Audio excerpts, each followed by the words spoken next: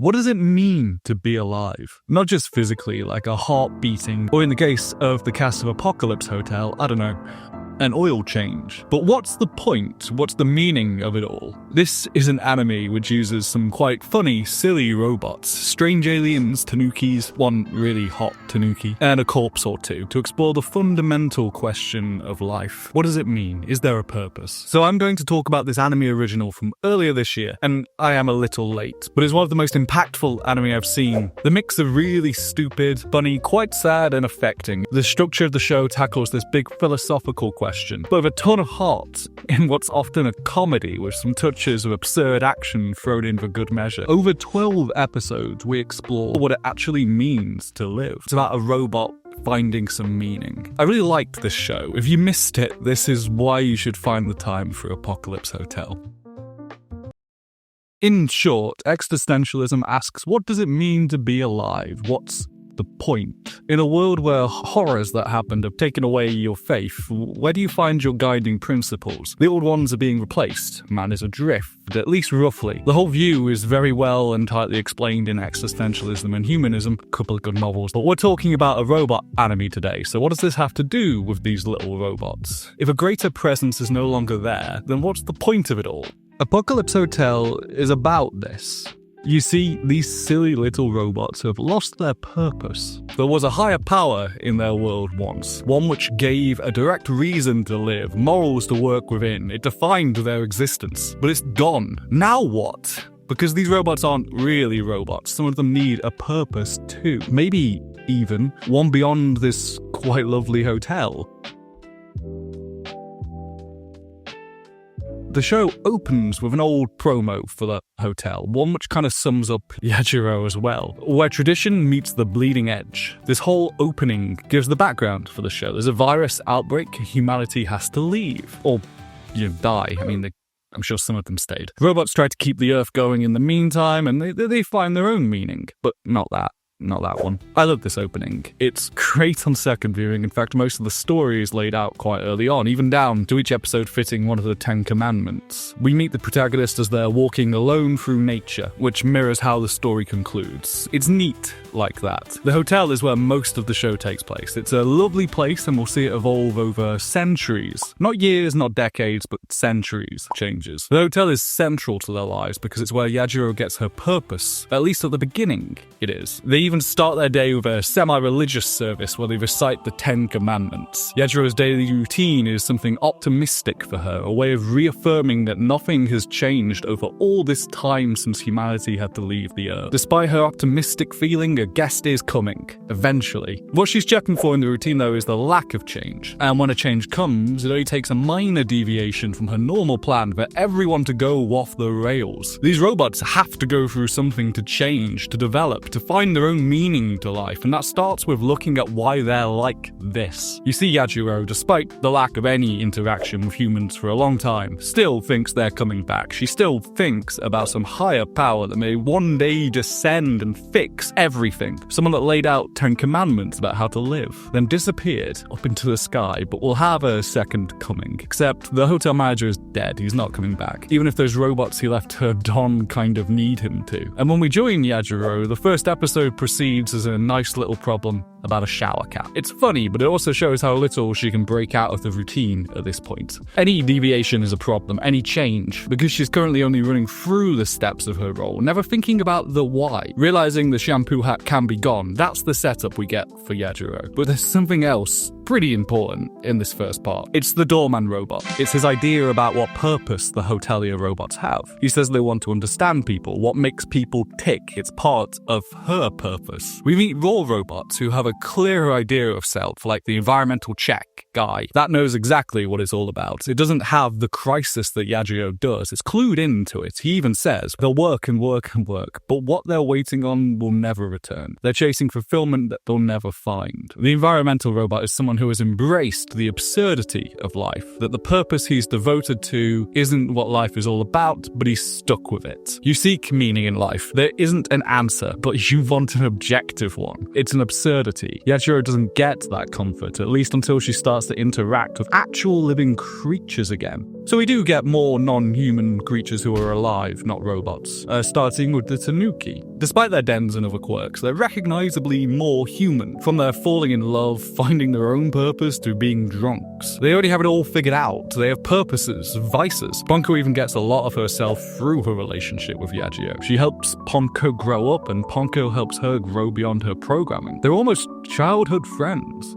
And then there's the aliens. Plenty of them have the whole purpose thing figured out. There's Harmageddon, he's got a bizarre mission in life, but someone who finds meaning in it. The environmental robot has no such qualms about its purpose either, it just doesn't care. It's less introspective, and the protagonist ends up dwelling on why. Why is she still there? What to do now? The other robots can just embrace their given purpose, seemingly without the same crises. These problems don't affect all of us. There are people who go through life without ever really thinking about their purpose. They're just fine on the track they've ended up on. And there's others who struggle with the why. At one point, Yajiro claims hearing about humans out there in space has given her strength. She doesn't understand emotions, of course. She says that too. No, why would a robot like this understand emotions? They just, emotionally pull strength from a story with weight to them personally. Yeah, so the robots aren't like emotionless robots at all, despite what they claim. And they aren't from the very first scene. But first, there's this. There's this little alien that comes in, and hey, look, I'm not going to recap this whole show. I'll be jumping around a little bit. Anyway, after Mr. Green over here visits, we get some of the most important secondary characters we'll meet. Yajiro gets another chance at having guests and a purpose, just 50 years after the last guest left. And of course, she instantly thinks they're human, but they are at least human-ish, right? They at least seem to resemble a human more than a Vaporeon, at least. They have some obvious tells from the second it appears. It speaks human, claims to be an Earthling, but none of the other robots are fooled. That's obvious. So they're actually alien shape-shifting Tanuki. Dysfunctional alien shape-shifting Tanuki. No one cares, it's all good. But they don't struggle with purpose. Yajiro's just happy to get to work again, since their spaceship is a bit of a tip. They've decided to hang out at the hotel for a while. It's exactly what she wanted. It might not be real, but she's willing enough to go along with the pretense, and she prefers it. Denial. She's happy to have a purpose again. And yeah, the family gets exposed pretty damn quickly. He's a Tanuki. She's a Tanuki. That spare one's a Tanuki. She's a Tanuki. Even the hot one is a Tanuki. They know exactly who they are, and I think it's neat that they're rejecting their sense of self initially, trying to bury it while Yajiro is finding hers. Them being so outward, so defined and secure in themselves is great for Yajiro. Just catering to guests isn't enough, though. Meaningful or fulfilling work is an important ingredient, but it's not everything. Instead, what Yajiro gets out of the Tanukis moving in is an apparently semi-immortal best friend, someone she can empathize with and grow with. She teaches young Ponko about the most important thing to her at first: work. When asked if part of her work is fun, she said that it is because it's a task that holds great value. She's doing something that brings esteem. That's one of the things people need. It's a goal.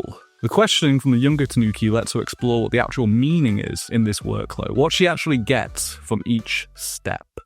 Oh, and then she lamps one of them. Turns out to be an extra mission. So Yajiro has these little side quests built in. They're programmed in to reward her from breaking from her normal programming. And why? Because she wasn't designed to just do work. She was designed to be able to eventually live as well. These extra missions should be what she's been chasing this whole time, but she's been too focused on the day-to-day to really live. Too consumed by the basics of work to experience anything. It wasn't even the lack of guests to interact with that led to this growth. It was a bad one showing up. A rude one. She has to go beyond the basics in life to find a purpose.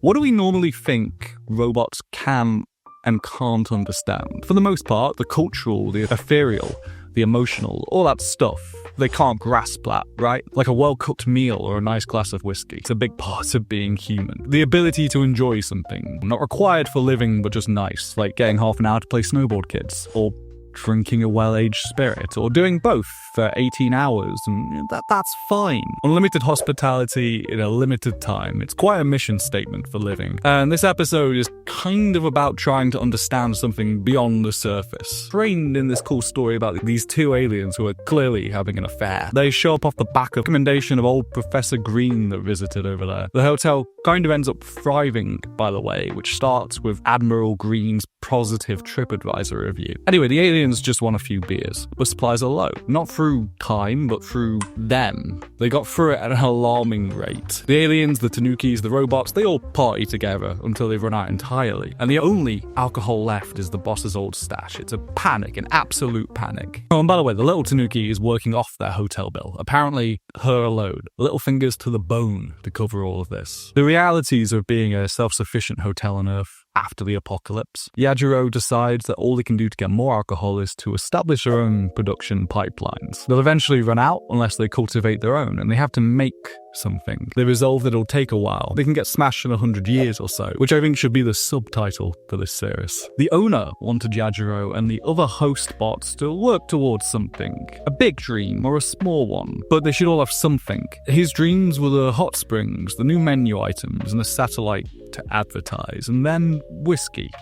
Which is what Yajiro does eventually, all of those, by the way. She spends a long time fulfilling the owner's dreams before she lives enough to come up with her own. Between this and the secret missions, I think clearly the hotel owner had another dream, for these little clankers to go beyond their programming. Yajiro wants to get the whiskey to taste like the owner's bottle, so she shares the one that she's held on to help them get there. She's giving up something sentimentally important from the past to help build something new, and then discovers a new mode by way of it, probably the best one yet. So Apocalypse Hotel is no stranger to just letting time run down, but they build this whole distillery. And there's the huge time it actually takes to distill and brew multiple rounds of this, refining the taste, aging it, tasting it again, and then starting all over. It's learning to take pride in something. Anything. It might be her work that's driving it, but it's finding something outside of her daily tasks that can be accomplished. Something without a specific set of instructions. Creating something and taking the time to try and get it how it should be. The process is the fun bit. They seem to be enjoying it, the upgrades over time, the life living that's actually happening in between. It's as much about that as the end product. In the end, they get there.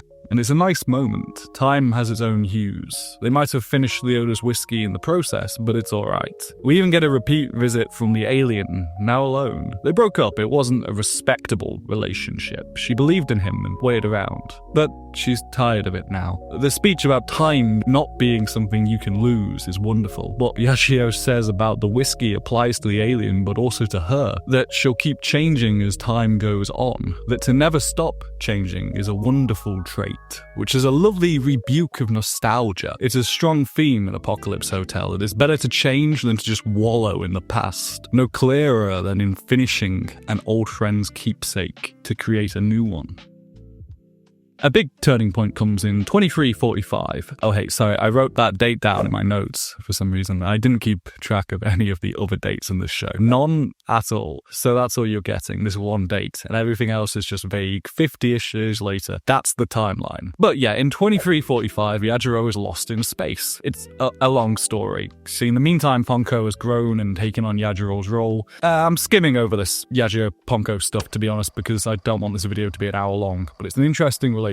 It's just not what this video is about. At this point in the future, the hotel is doing well. It's all aliens, but it is working. Yashio is just floating in space. And in her absence, Ponko has taken over. Not just the role, but she's also based her appearance on her. And she's taken on this whole system. The logs, the checks, the shampoo hats. There's a whole lot more defensive measures for the hotel now, but it is functioning, if disturbingly militarized. We get some progress when Yajiro falls back to Earth, finally. And her life flashes before her eyes. When she was first turned on, the owner is there. He wants the robots to have spirit, since personal connection is required. It's something that can't be taught. But he thinks the experience of forming connections with people will let the robots develop. It's what happened.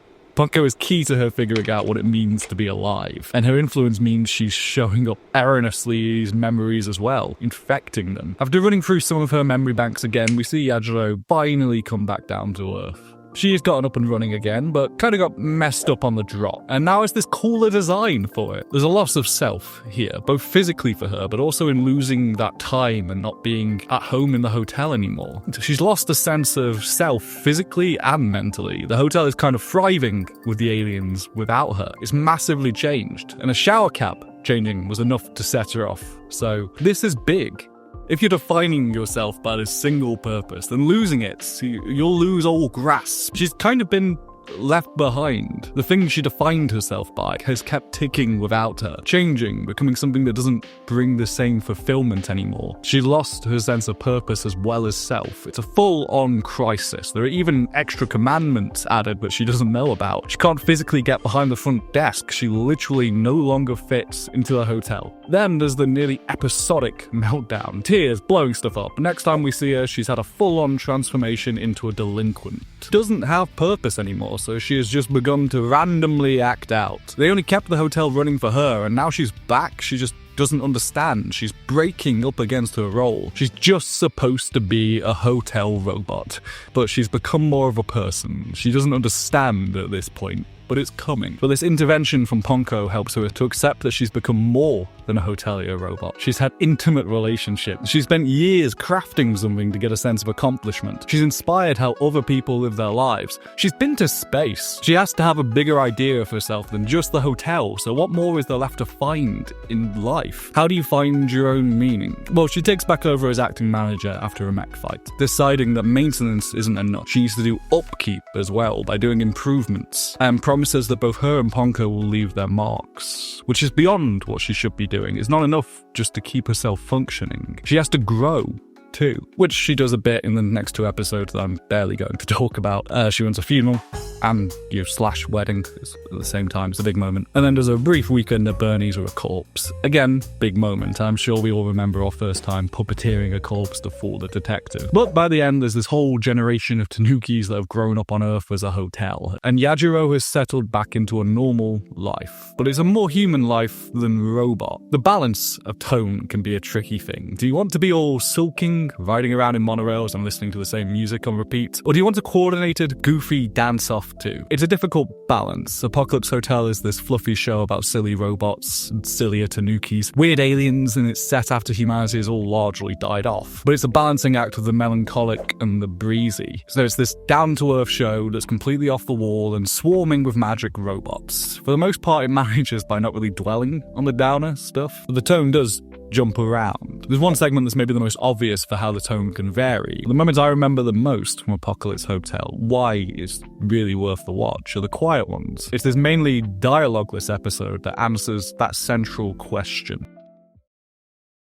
The hotel is thriving. Yachio has been overworking, so Ponko mandates time off. She even has to wear a non-work uniform. But what does a robot with a singular purpose do on a day off? Her first idea is to loiter in the lobby and work still, but the hotel is actually running quite smoothly without her. It's a similar problem to what forced her meltdown. What if she's just not needed? So she decides to experience the hotel for once. Checks in. She uses her room to do her normal work, but can't find anything else. Try the bed, some busy work, and eventually she decides that she needs a new chip.